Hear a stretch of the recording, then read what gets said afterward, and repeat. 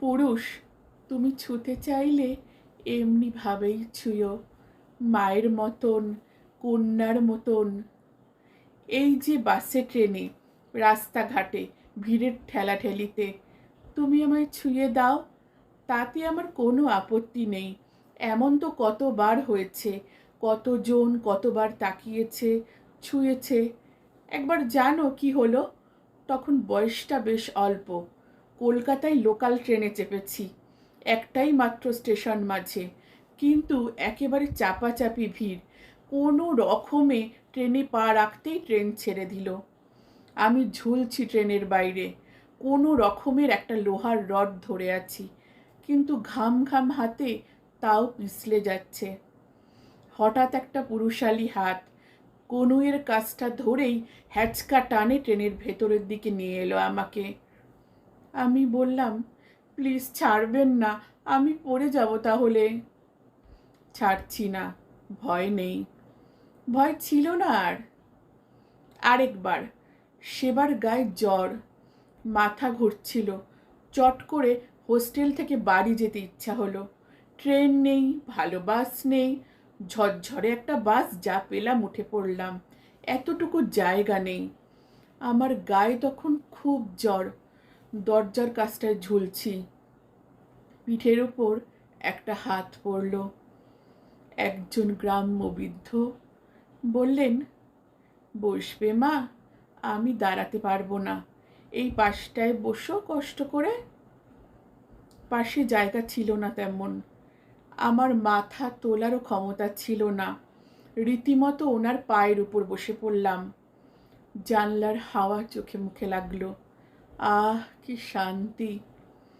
এরকম হয় কিন্তু রাস্তাঘাটে, কেউ কেউ হা করে তাকিয়ে দেখে, অস্বস্তি হয়, আমারও হয়, কিন্তু কখনো কখনো খুব ভালো হয়। একবার যাচ্ছিলাম বই পড়তে পড়তে, বাসের মধ্যে ঘুমিয়ে পড়েছি। শেষ স্টপেজে এসে কন্ডাক্টর ডেকে তুলল। চেয়ে দেখলাম একটা গণ্ড গ্রাম, আর একটি ছেলে আমার দিকে অবাক চোখে তাকিয়ে আছে। আমি পাত্তা না দিয়ে বাস থেকে নেমে পড়লাম। বিকেল হয়ে এসেছিল। কন্ডাক্টর বলল এরপর বাস আবার 2 ঘন্টা পর। একা একা দাঁড়িয়ে আছি, ভাবছি কি করব। দেখি পেছনে ওই ছেলেটিও এসেছে। এখানে একটা দোকানে আমার বাইক রাখা থাকে, আমি পৌঁছে দেব? না না, কি দরকার, ভয় নেই, বাড়ি অবধি পৌঁছে দেব, পরের বাস আসতে সেই রাত। কি মনে হলো, বললাম, চলুন। ভালো করে ধরে বসুন তো, চাপ নেই। আমাকে ঠিকানা জিজ্ঞেস করে একদম বাড়ির দরজা অবধি পৌঁছে দিল। আবার মাকে বলেও দিল, বলুন কাকিমা, বাসে ওভাবে কেউ ঘুমিয়ে পড়ে? এই তাকিয়ে থাকাগুলো বেশ লাগে তো। তারপর কেউ যদি এমনি এমনি আদর করে, ধরো অচেনা কেউ, আমার তাও ভালো লাগে। তখন সন্তান সম্ভবা আমি দুর্গাপুজোর লাইনে দাঁড়িয়ে অষ্টমীর প্রসাদ নিচ্ছি। খুব গরম, হাঁসফাঁস করছি। এক 40 ঊর্ধ্ব এগিয়ে এলেন, একটা প্লাস্টিকের চেয়ারে আমাকে বসিয়ে ভোগ নিতে গেলেন। একটু পরে এসে ভোগের খিচুড়ি, পায়েসের প্লেট আমাকে হাতে দিলেন। যাওয়ার সময় গালে আলতো ছুঁয়ে বললেন, এই অবস্থায় অত রোদে কেন দাঁড়ালে?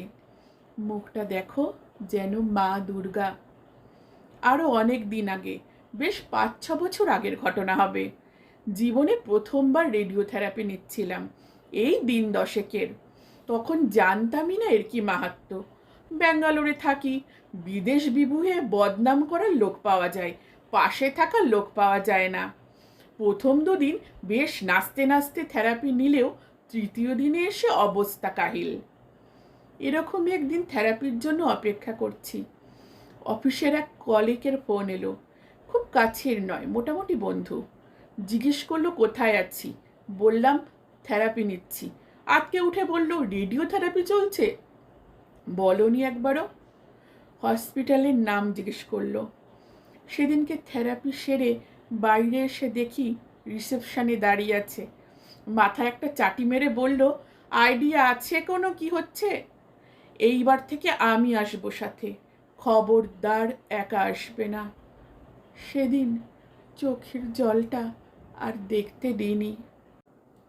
ছুতে হলে এমনি করে ছুঁয়ো, এমন করে যাতে শেষ দিন অবধি তোমার ছোঁয়াটুকু মনে রাখতে পারি, গর্ব করে আনন্দ করে বলতে পারি তুমি একটু হলেও অনেকখানি ছুঁয়েছিলে আমায়, এখনো ছুঁয়ে আছো।